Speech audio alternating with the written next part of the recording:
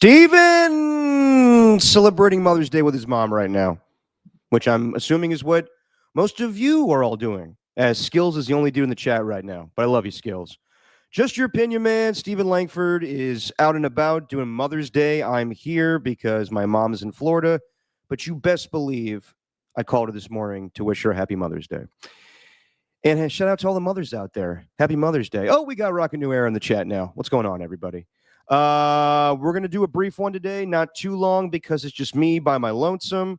And we'll talk about the Warriors game last night. We'll talk about Derek Carr retiring. We'll do our usual Sunday stuff with Jackass of the Week and pop culture catch-up. Happy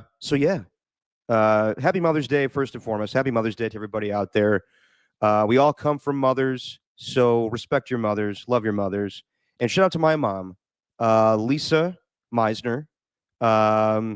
She is best woman in the world, love her to death, and I look forward to seeing her in a few months in Del Boca Vista. And I hope I can get on this flight because I don't think I've talked about this with Steven, and I'll bring this up with him next time I see him on the podcast. It is a pain in the ass to get on a flight right now. If you do not have a real ID or you forgot to renew your passport, you are up Schitt's Creek. And that's what I'm going through right now. I'm having to truth be told, I have not left the country since I was a little baby.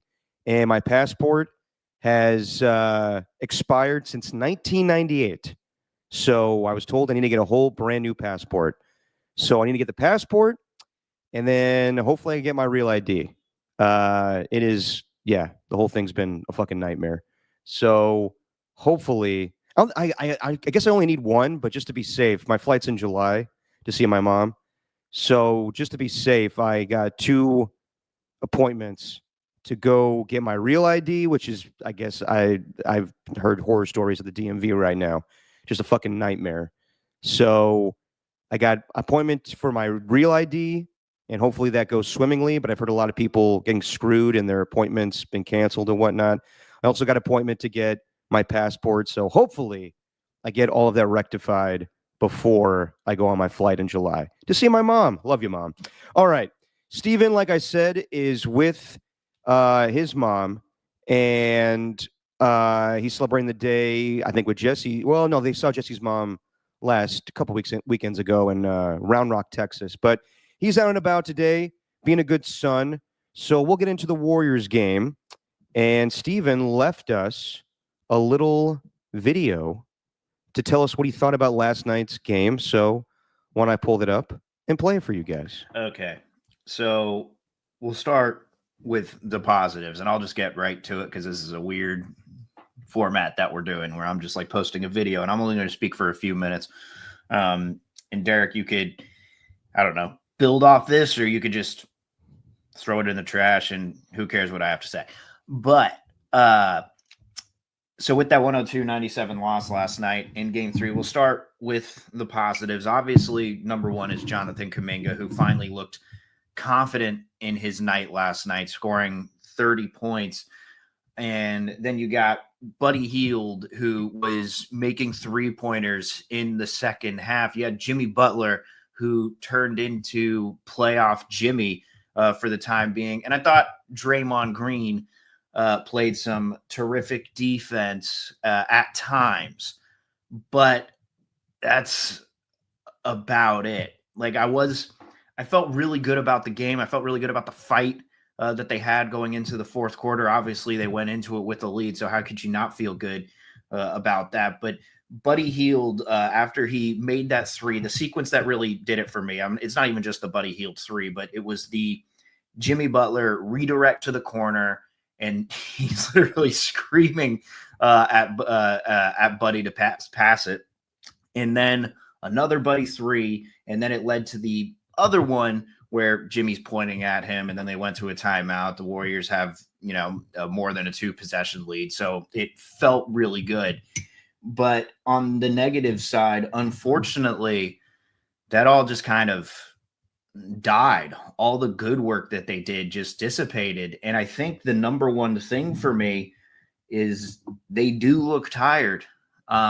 I think last night kind of answered whether Jimmy Butler can do the playoff Jimmy thing for all 4 quarters. And he looked exhausted towards the end of that game. And I think fatigue is what played a factor into Draymond and these costly turnovers that he made towards the end. Just boneheaded plays.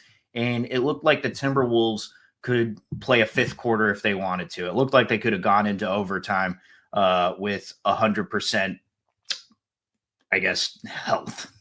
It was, I'm putting it into it. I'm playing a lot of GTA 5, so health is a big thing right now. That was the biggest difference to me, if you're looking at it from that standpoint. But from just like an on-court standpoint and the game, they didn't really have much to stop Anthony Edwards. Dude was a monster. Obviously, that posterizer over Kevon Looney is going to be the highlight. But I also thought making that dagger 3 where he missed it, and then they got the offensive rebound. They got it back out to him again. Then he knocked it down. That dude's just incredible. Julius Randle. I was wrong about him in this series because he hadn't played that well leading into it against the Warriors. Like against teams that he'd played more than 4 games against this season, he only averaged like 12 points a game against the Warriors. And I was more nervous for Jaden McDaniels or Naz Reid, and Naz Reid had himself a little bit of a night last night, at least in the first half. Jaden McDaniels even knocked down a big corner 3 as well. It's just the entire team was doing something for the Timberwolves where it felt like for the Warriors, there were a few players who were keeping them afloat in the few that I mentioned. But other than that, I didn't see too much. Trace Jackson Davis getting the start. I know he got to the rim early, but that kind of died down. Brandon Pajemski, I don't know what happened with that floater. He seemed to knock down that easy front of the rim floater when it was wide open. He would knock that down all day, but I think that's a confidence thing. I don't know what's going on there. Obviously, Gary Payton II got a lot of minutes too. And the thing with GP2, the thing I want to focus on with him is I think he is the only one. Me and my buddy John were talking about this last night. I think he is the only one who can guard Anthony Edwards if they have anyone who can at this point. There doesn't seem to be anyone who could stop him. But I think GP2 needs even more time on the floor. I think there's also an issue on offense, and I think this really speaks to it, where as good as Butler was and Kuminga was around the rim, I mean, Butler's just got those fundamentals. That jump stop that led into a turnaround fadeaway in the first half, that was so clean. It was the one over Gobert. He obviously had that spin move on Edwards too that had everyone like, ooh. But they don't have, and this was who Steph Curry was, and this is what they're missing with Steph Curry, among other things. They don't have a guy who could drive and kick confidently. Butler can, but there's also times when he does where it's like, it's not like a drive and kick. It's like a, hey, I'm going to dribble into the key, and then I'm going to look for someone who's wide open. It's not necessarily when he's driving and you're kind of forcing guys to block you. Jonathan Kuminga doesn't really have that ability either. And Steph Curry's kind of one-on-one in that regard, where you're missing that him driving to the lane and then that over-the-shoulder pass. And where I get to Gary Payton with this is last night in his 26 minutes, he only took 2 3-pointers. I need from Payton probably 5 or 6 a game, and most of those coming from the corner. And that's where the drive and kick gets involved. And they just don't have that right now. That's something they're missing without Steph, and I think that's something they could really use in this series. Ultimately, it was just too much, though, again, in the fourth quarter. They got too many bodies, man, too many numbers. And it's kind of indicative of just where they're at without Steph Curry. It's like you feel Steph is worth 2, even 3 guys on the floor. It's like if Steph was on the court, then all of that could be alleviated. But obviously they're just not as good of a team when he's out there. And he makes a lot of people around him better. I think if this is going to be the lineup that you have moving forward and you tighten it up, I'm good with that. Like if it's just Draymond, TJD, Buddy Hield, Jimmy Butler, Brandon Pajemski, then Kuminga, Looney, and Peyton, if those are the 8 that you're using in that rotation, I'm okay with that. But my God, some of these guys got to pick it up, especially Pajemski. Pajemski's the one guy I'm looking at. I think he knows that too. Only 1 for 10, 1 for 4 from 3. And we know that 1 3-pointer that he had, the one coming out of the third quarter where he had to like take a deep breath and then hit the shot. I just don't know what's going on with him. Do I feel confident in this series moving forward? Not too much, just because of how fatigued they look towards the end there and how they were just too much. But look, it's playoff basketball, and I guess you just got to rely on the fact that anything can happen. So obviously with Game 4 at Chase Center, we'll see. Okay, one more thing before I got to get out of here because I got to go to Mother's Day brunch. But Derek Carr retiring. I know I've said a lot about him on this podcast, and really this podcast started when he was kind of on the decline with his Raiders career. But the Raiders all-time leader in passing yards, I believe, with passing touchdowns. Just a thank you to him because he actually gave Raider fans hope for a little bit of time. And I do stand on him being the what would have been players had he not broken that ankle in 2016, because Ernie messaged that in the chat. I said it on X. Like, it really was 2016 Derek Carr. Then it was whoo. Then it was just a slow decline because he was just so good that year and so confident. That's really where he never recovered, was just his confidence in the pocket. And then he'd sometimes make those boneheaded plays where he'd basically throw the ball away when he needed to make a play late in the fourth quarter. Obviously, he was also at those numbers. I keep saying obviously because I'm talking on my own. It feels weird talking on my own like this. I feel like I'm back at 5 a.m. He had the most fourth quarter comebacks along with Matthew Stafford, which I don't know if that's a good thing, but that's at least something he can hang his hat on. Just sad that it didn't work out. Raiders never really built around him. And, you know, that 2016 year, do you remember that? It felt like there was some hope for the Raiders, and even going into 2017 too. But it just was never the same. He gave it everything that he had. He was always a good dude. And at the end of the day, that's what matters.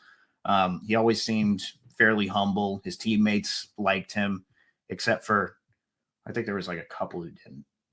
But anyway, that's not what we're doing here. But congratulations on him deciding to retire. And Derek, if you're going to bring up that point that you made earlier to me through a text, I disagree with you. I do not think that is going to happen. If you want to reveal what that is after this video, then fine. But shout out to Carr, man. At least he was the best quarterback they'd had since Rich Gannon. And, you know, you got to go a long way if you want to actually be better than Derek Carr. And he was the last quarterback of the Oakland era in Raiders football, and you can't take that away from him. All right, that's all I got. Bye-bye. And there you have Stephen Langford. I'll get to it all, Stephen. Don't you worry. What my point on Derek Carr, I'll get to that a little later. And I love Rockin' New Era in the chat here. So we can rip Stephen right now and he wouldn't know? Yeah, go ahead. But you know what, Rockin' New Era? It doesn't take me to be gone for you to rip me. So you can only rip Stephen when he's not on the show? By all means, rip him all the time. We need more rippage of Stephen. As far as the Warriors game, I agree with everything that Stephen said. And let me go to game 2. I'm glad that it wasn't a complete shit show like game 5 or game 6. Or sorry, game 2 and game 5 of the last series against the Rockets, where it looked like the Warriors had no interest in playing in that game. At least they fought a little bit against the Timberwolves in game 2. But I think we all knew it was going to be an uphill battle. So I wasn't freaking out over the game 2 loss. As far as last night, it was a fun game. Watched the game last night with my good friend Elena Madzorkis and Jacob Violante. We were watching the game and then headed over to go see one of my favorite rappers, by far my favorite Bay Area rapper, Del the Funky Homo Sapien. He was playing last night. Got to see him perform. Always fun. But as far as the game, I said on Dirty Work that I needed Jimmy Butler to be that playoff Jimmy of Miami, and he was that last night.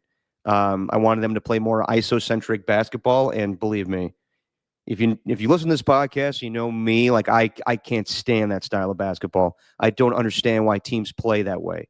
Of just it's my turn. I'm Kevin Durant. Now I'm going to pass it to Devin Booker. Okay, now he's going to make a move. Then back to me. It needs to be constant motion, constant movement, and that's what the Warriors have been doing for the last 10 years, and that's why they've been successful. That and Steph Curry and Draymond Green and the defense they've had, and Klay Thompson and Steve Kerr being a great coach. But this was the rare time where I was like, you got to play ISO basketball. You just got to have Jimmy Butler. When Jimmy Butler was acquired by the Golden State Warriors, I didn't know if he was going to be selfless. I thought that he was going to play the same ISO dominant basketball that he played in Miami, and I was relieved. And they played great basketball. And when he was introduced, he said, "I'm not here to be the star. I know the offense. It's give the ball to 30 and get the fuck out of the way." And that's what I wanted Jim to do last night, was have him take the ball and tell everybody else get the fuck out of the way. And no, Jimmy was great last night. He was, what's the stat line here? I had it written down. 12 of 26 for 33 points. And I agree with Steven. I don't know if playoff Jimmy is sustainable right now in his older age. I don't know if he can do playoff Jimmy every game, because he looked a little tired in the fourth quarter. The whole team looked tired in the fourth quarter. And I will give praise to Jonathan Kuminga. That's his career-defining moment, was 30 points last night off the bench, and he was great last night. That is the yin and the yang of Jonathan Kuminga. You have him, looks sometimes like he doesn't know what the fuck he's doing out there. And then last night he looks dominant, and he had some really big threes. He had some good dunks. No, that's the perfect spot for Jonathan Kuminga to come off the bench, and with the fact that they were playing so isocentric last night, it's a perfect spot for him. And Steph Curry's not out there. So, yeah, of course, Jonathan Kuminga is going to dominate like that. I shouldn't say of course, because he's been hit or miss, obviously, in his career. And definitely since they acquired Jimmy Butler, he definitely has been iced out. And I agree with that move. But last night they needed him, and I'm glad he performed well. But I want to see him have that type of performance with Steph Curry on the court and move with what the offense was going to be, like more ball movement. But maybe he's just not that type of player. And last night was perfect for him. But maybe it is that we move on from him in the offseason. I don't know. That's what I've been thinking about for the longest time, and that's what I think that the Warriors should do. But then you see performances like last night, you're like, how could they use him? And it's just, with that style of basketball is really not going to work with Jonathan Kuminga. So as far as ball movement and, having to, run a play, run a scheme, he just takes the ball and goes on his own. And maybe that's what he's really best at. And maybe that will work someplace else. But yeah, as far as the game, I mean, I thought that it was the perfect formula. I know at half they were 0 for 5 from 3, and that's something you never see from the Golden State Warriors. But I was cool with that. It's one of the rare times you'll see the Warriors win points in the paint. They beat the Timberwolves in that category. And that's what I wanted. I wanted the Warriors to just, as Marcus Thompson told us on Dirty Work, there's money in the paint. So just have Jimmy, get to the line, get to the rim, and that's your style of basketball. And it was working. I thought defensively, they played a fantastic game last night. It just sucks. For 3 quarters, they hung in there, and I thought that they were going to win that game and steal that game and be up 2-1. And then in the fourth quarter, it was just clear that they ran out of gas, and the Timberwolves were making their threes, making their shots, and the Warriors were not. As good as Jimmy Butler and Jonathan Kuminga was last night, they were missing pretty routine layups. And they were, it was clear they were just out of gas. And to exert that much energy and at that age, Jimmy Butler, Draymond Green, it just showed. And Draymond getting, fouling out was not helpful either. Him, Kevon Looney fouling out as well, but really Draymond Green with, I think it was 2:44 left in the fourth quarter. You can't stop anybody if you don't have Draymond Green. And I know Jimmy Butler's really good at defense as well, but yeah, it's not going to be the same. So, they played a really good game last night. It just slipped from their fingers in the fourth quarter. So defensively, they played great. Offensively, there's a lot to be desired. Buddy Hield, I need a little bit more from him, but I can't say that. I mean, he's carried his weight in the series. He shot great in game one. Was obviously the hero in game seven against the Rockets. But I'm not going to act like he hasn't contributed. It's just last night you want a little bit more. Like if he's going to be the guy that fills in for Steph Curry as the main 3-point shooter, you want to see him get in the 20s. But last night he was 5 of 11, 4 of 8 from three, 14 points. But really, I'm not singling out Buddy Hield here. It's everybody else. It's Brandon Pajemski. It's Moses Moody, who's having just a dreadful stretch here. I think I don't know what he shot last night. I don't even know if he attempted a shot because he's been terrible prior to last night. But yeah, Moody did not attempt a shot last night. He played for 3 minutes. He was 0 for 14 prior to last night's game. So Jonathan Kuminga played great last night. Jimmy Butler played great. Buddy Hield had an okay game. Everybody else, just 20 points collectively from everybody on the roster. And it's just not going to get it done offensively.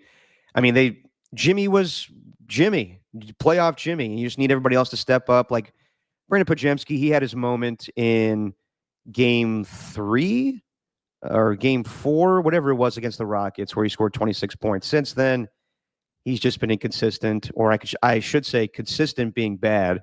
1 for 10 last night, 5 points. Trace Jackson Davis, I mean, he started the game. I don't really trust any of the bigs in this series. And honestly, I mean, I trust Kevon Looney to get rebounds, but to give you offense, to get you defense, I don't really trust anybody. I think that if going forward, I agree with Steven. GP2 has given you the best defense on why am I forgetting his name? Anthony Edwards. Good Lord. And I would just, I honestly, I'd probably go small these remaining games. I'd probably start GP2 with Pods and Buddy Hield and Jimmy and Draymond playing the 5. And have Kuminga come off the bench. But yeah, no, I just, you need more from everybody else. And let's be real, this team wasn't fantastic prior to the Jimmy Butler acquisition, and they looked dreadful offensively that week without Steph Curry. This bench is not great.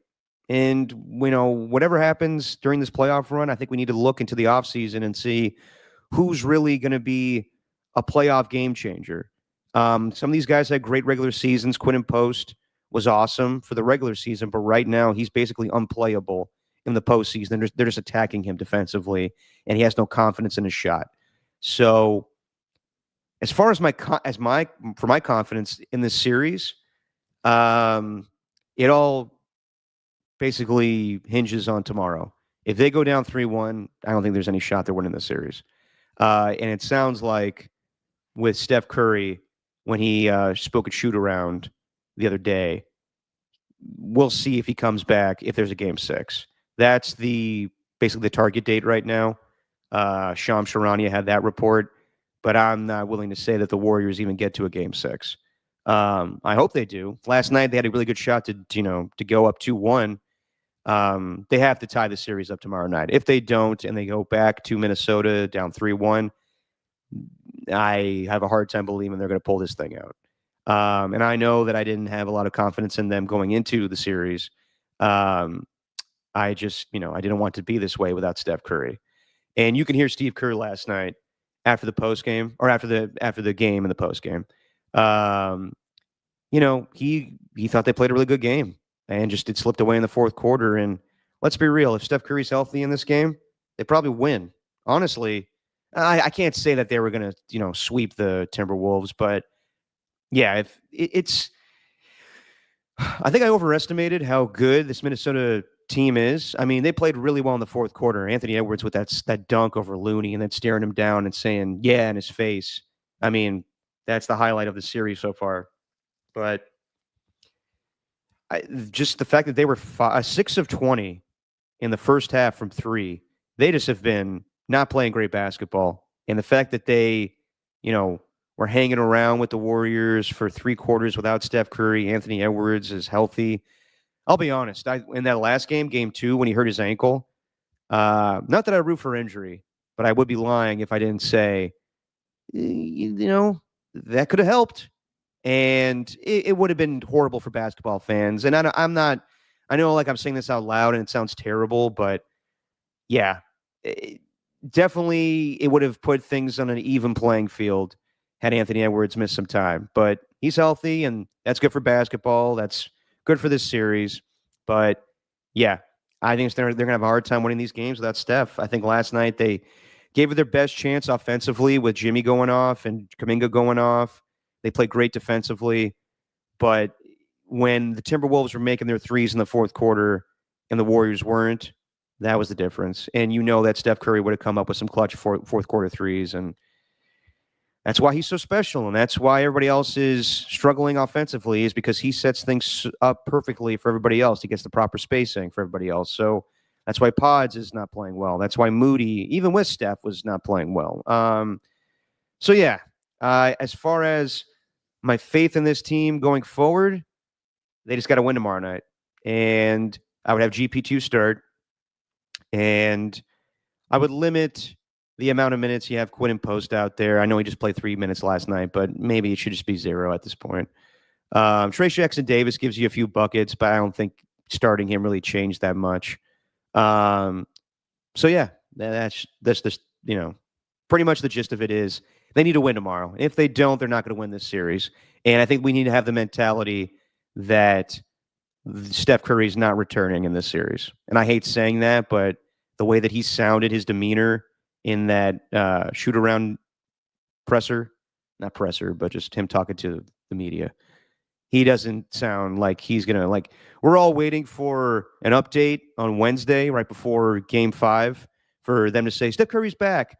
If you know the Warriors and Rick Celebrini, it's always like, okay, so Steph, he's improving. We're giving him a couple more days, maybe, a week even. It's not like he's going to come back right away. And Steph might be rusty. Like I remember him coming off the bench for playoff games because he missed so much time. So I don't know if we can rely on Steph Curry to save us in this series. So yeah, I think it's all about tomorrow. If they lose, I think they lose the series. If they win, they have a chance. Some more people in the chat. What's up, Tacky?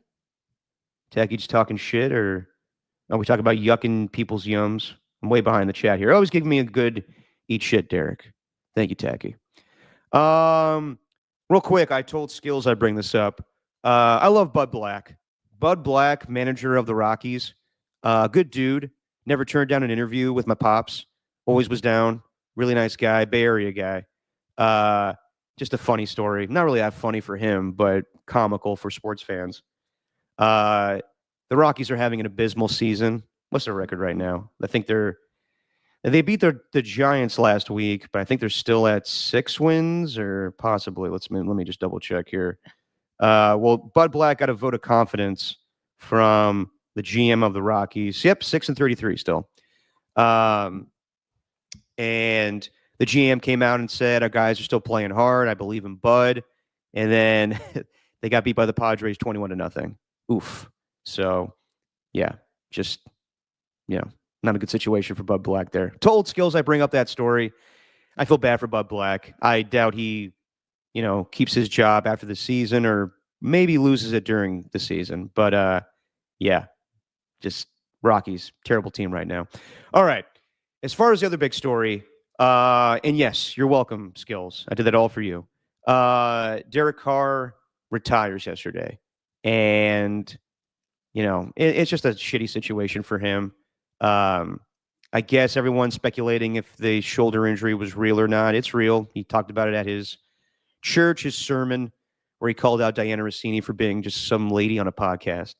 I feel bad for him. Yeah, he has to retire because he did suffer a shoulder injury last season, and he could have got an injection, but he would have been 75%. And he tried throwing 20, 25 yards. And it's just not working out for him. So it was either get surgery and miss the bulk of the season, if not all of the season, or just retire or play at 75%. And that wasn't good enough for him. So he decided to retire. And I know that he wasn't happy about the Saints restructuring his contract. So despite what people are saying yesterday, like everything was good with the Saints, it doesn't sound like it's good. Uh, Mickey Loomis didn't sound pleased with what was going on with Derek Carr when he gave his draft press conference. So they drafted Tyler Shuck, and I know a lot of people are going to say, like, well, Aaron Rodgers now should be in the mix for the Saints job. They're not doing that. And if I was Aaron Rodgers, I know it's, a dome and better situation weather-wise as opposed to Pittsburgh, but the Saints are so far away. And if you want to win a Super Bowl, I mean, you don't have a ton of options. Your only chance is really with the Steelers. They have a good defense. They traded away George Pickens, but they have DK Metcalf. It makes no sense for the Saints. And I thought about maybe would the Saints would they trade for Kirk Cousins? Would the Falcons want to do an in-season or an in-division trade like that? Probably not. So yeah, I think they're going to roll with Tyler Shuck and Spencer Rattler and Jay Kaner, and that's your QB competition in New Orleans. And I don't know how that's going to go. I think they might be one of the worst teams in football. And if I was Alvin Kamara, I would try to demand a trade to go to the Denver Broncos and team up with Sean Payton again. But as far as Derek Carr, Steven alluded to it in his video. He's retiring. Okay, for now. I don't think that he's going to walk away completely from the game. I know that he may have opportunities off the field if he wants to be, I'm just speculating here because he's a religious guy, that maybe he wanted to be a pastor or something. Who knows? Whatever he has planned for his post-career, I wish you nothing but the best, Derek. But the money situation is interesting because he had his contract restructured. So the Saints gave him like $30 million in a signing bonus, and they gave him $10 million on the side. So with retirement, he gets to keep $10 million, but he forgoes the $30 million that the Saints would have given him. So they have $30 million in cap space now. But I just think that he was kind of over the Saints, and the shoulder injury made it easy for him to walk away. So I would not be the least bit surprised if Derek comes back in a year. That's just my speculation, my theory. I think it's kind of money related and him having not a good situation with the Saints right now. So I'm not entirely buying that he's retiring. But if he is retiring, I wish him all the best. And I think that Raider fans gave him a ton of shit, and it was unwarranted at times. I'll never forget the way they treated him that last game in Oakland. I thought it was terrible. To throw beer bottles and food at him. He bled silver and black for years. And he said, and we mocked him when he said in a interview or press conference that if he ever was released or traded from the Raiders, he'd probably retire because he always wanted to be a Raider. But I respect the hell out of that. And he didn't live up to his word, obviously. They, told him to go home, and they, released him when they tried to get a trade request. He denied the trade, ended up going to the Saints. But Derek, I mean, shit, man, like that 2016 season, as Steven was saying, that's some of the, if not the most fun I've had being an Oakland Raider fan. I was very young in 2002 and 2000, 2001 with the John Gruden days. But living here and going to the games and just seeing all those fourth quarter comebacks, being at Pick 6 for the pregame show with Towney.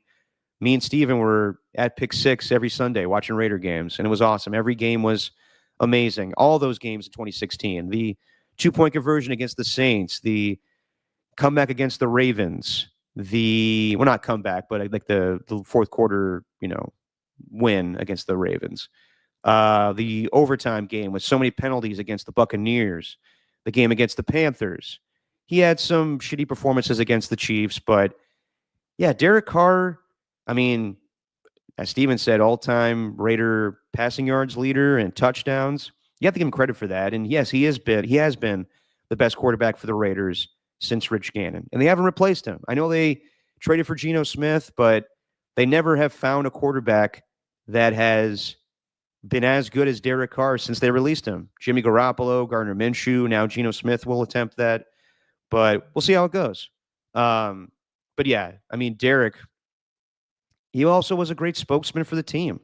when John Gruden was going through his shit and Henry Ruggs, it wasn't Mark Davis speaking to the media and talking to the fan base. It was Derek Carr. So I know fans hated him and, thought he was cheesy. I get that. I totally understand all that. But the guy was, I know he didn't like embody being a Raider. Like he wasn't Ken Stabler. He wasn't, he was Mr. Goody Two Shoes. And he wasn't going to, you know, read the playbook by the light of the jukebox, as Ken Stabler said once upon a time. He wasn't, smoking darts and, hanging out and getting, fucked up and, almost fighting biker dudes in Jack London Square. That's not Derek Carr. But he did embrace Raider Nation, and they didn't embrace him back. But you know, he got him to the playoffs twice, and him breaking his ankle in 2016 was devastating.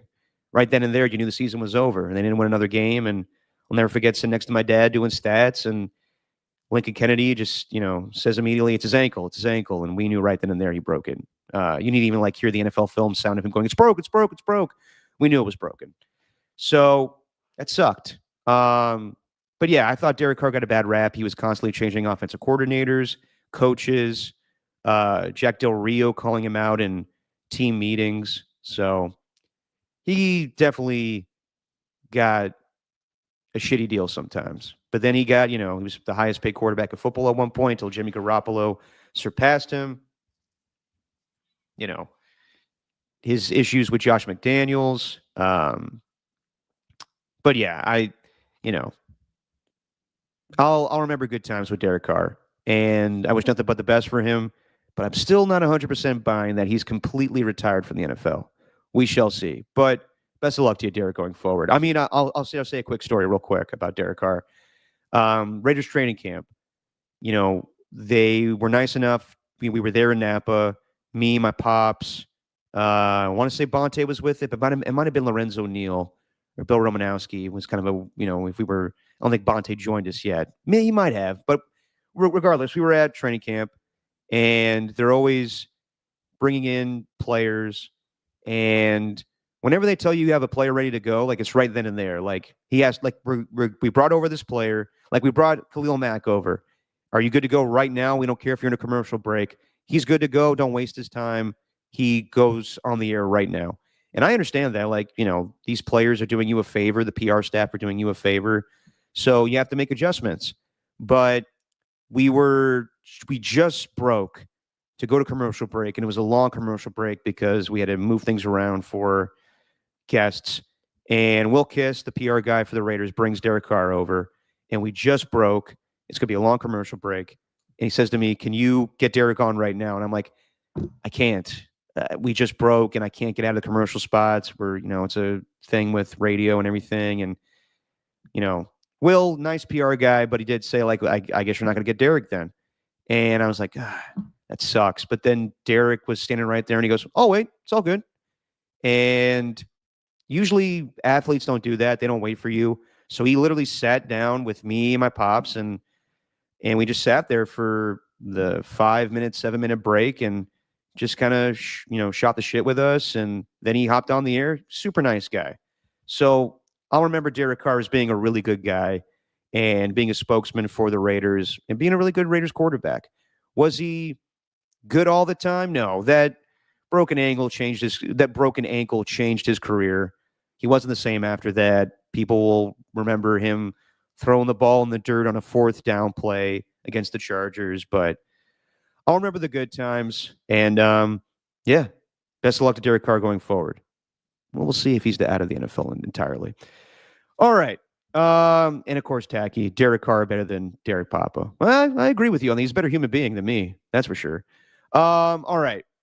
Real quick, my jackass of the week. Anybody that attended the Met Gala, I'm sorry. That thing is so pompous. I've been so anti-celebrity lately. I don't know, just the fashion. If you like fashion, cool. But just to give you an example, I love Andre 3000, but some of the wearing a piano on your back, what the hell is that? So, and like I can't think of like other photos that were there, but like or of other what other people were wearing during the Met Gala, but it's just like you guys are so full of shit. And like, oh, look at me. Like, I don't know. I've been so anti-celebrity lately because I don't know. Like just Hollywood and living in LA for as long as I did, they just all seem kind of phony. And I don't know. As far as I'm concerned, they all knew about those Diddy parties. So no, I'm kidding. But yeah, people that show up to the Met Gala looking like ridiculous people. Andre 3000. I love Andre 3000's music, but him wearing a piano and just the other outfits. Everybody at the Met Gala, you're full of shit. You're my jackass of the week. Pop culture catch up. Um, Pat H. I didn't see anyone wearing solid colored gray or black shirts. Yeah, that's what I wear. Yeah, that's what I wear, Pat H. And that's good fashion. Hope to see you at Harmonic tomorrow, by the way, Pat H. We need you. Pop culture catch up. Went to go see Sinners last weekend and really enjoyed it. By far, Ryan Coogler's best movie yet. Um, Definitely the most original movie I've seen in quite some time. I know that vampires is nothing new, but the way he incorporated it with music and race, and Michael B. Jordan playing two characters at once, playing twin brothers. Uh, Haley Steinfeld, she had a great performance, and I know like NFL fans are giving Josh Allen shit because she has some sexual scenes in the movie, but it's like whatever, she's acting. Like Sauce Gardner like calling out Josh Allen on Twitter, be like, dude, she's an actress. At the end of the day, she's going home with him, so who gives a shit? But yeah, really enjoyed Sinners. I highly recommend it.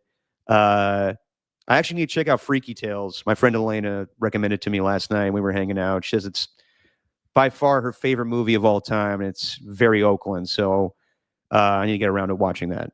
But yeah, Sinners. I highly recommend it. Go watch it at the Grand Lake Theater in Oakland if you can. Yeah, great movie, great music, great performances. Yeah, highly recommend Sinners. Not scary either. Like I was kind of on the fence about going because truth be told, I'm a gigantic pussy when it comes to scary movies. But this was not scary at all. A couple of jump scares here or there, but yeah, no, I highly recommend the movie. All right, everybody, that's going to be it for today. We will be back on Tuesday, I believe. I will coordinate with Steven. We'll react to. By the way, Steven, how about him saying that he's playing GTA 5? I remember like a year ago or 2 years ago, when we were talking about the trailer for GTA 6. Steven was like, I didn't play GTA as a kid. I thought it was wrong to, drive through red lights and run over hookers and all that shit. Now he's just as bad as the rest of us. Look at you, Steven. By the way, GTA 6 on Pop Culture Catch Up. You got to wait a whole another year for this? Jesus, it's been 13 fucking years. But when it comes out, it's going to be amazing. Okay. We'll be back on Tuesday to react to game 2. Or sorry, not game 2. Game 4 of the series. And hopefully the Warriors have tied it up by then. And, I love to do a NFL schedule release show. But the Warriors will be playing on Wednesday night when the schedule is coming out. So we'll most likely be back on Thursday to go over the schedule. And it sounds like the Chiefs and Chargers are going to play week 1 in Brazil on YouTube. Interesting. It kind of sucks for the Chargers fans, the very few of them that have to go to Brazil for that pivotal divisional matchup. But we'll see if that actually is concrete, set in stone, that's happening. A lot of rumors right now with the schedule. All right, everybody. We'll be back on Tuesday to react to game 4. Sorry. I'm tired. We will see you guys then. To Rocka New Era, Tacky, Ernie 1, Pat H. See you at Harmonic tomorrow. You got to be there, Pat H. You got to be there with your crap foot. Skills. Shout out to Skills for the Bud Black story. And I believe that's it. Oh, and Adam, a random Adam. Maybe it's Copeland. All right, everybody. We will see you on Tuesday. And if you think Derek Carr is the worst Raiders quarterback of all time, that's just your opinion, man. But before I go, and thank you, Pat H. He says he's going to be there tomorrow. I will be. Oh, wrong one. I will be. Jesus Christ. I'll see you there, Pat H. Before I get out of here, apologies for my allergies. I'm a fucking mess right now. Before we get out of here, I want to play the best moment of Derek Carr's career, in my opinion. And it's fitting for Saints and Raiders fans. This is 2016 with him having the game-winning touchdown pass and the two-point conversion to win the game.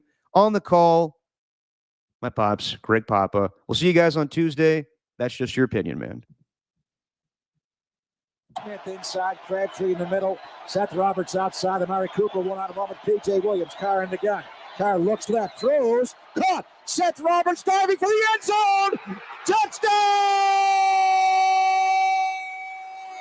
Raiders! They're going for two, guys. They are going for two in the win? Wow. 34-33. Is Jack Del Rio going to go for two here, He's Link? going for two. Wow. It's already been signaled in. He's Hey, California homeowner, did you know that PG&E is now the That's most lame. expensive electricity provider in the state? Here we go. And one of going lame. for two, like you guys said. Win it or lose it right here. Don't want to give Drew Brees the ball back. Don't want to give him a chance to make a difference. They're going for two right now. Tom. Wow. We saw John Gruden do this. Dick Vermeil do this. Has a Raider coach ever done this? If you don't make this, you lose. Yeah. Very simply. And if you win it, if you make it, you're in a position to win. Carr in the gun. Roberts inside of Amari Cooper right. We're going to the same formation. We're going to motion Alawale to the left of Carr in the gun. A two-pointer to go up by a point. Carr out of the shotgun. Looks left. Throws a lob for Michael Crabtree. Caught it! He caught it! He caught it! The Raiders have the lead! 35-34. Sweet revenge for Michael Crabtree. Inside the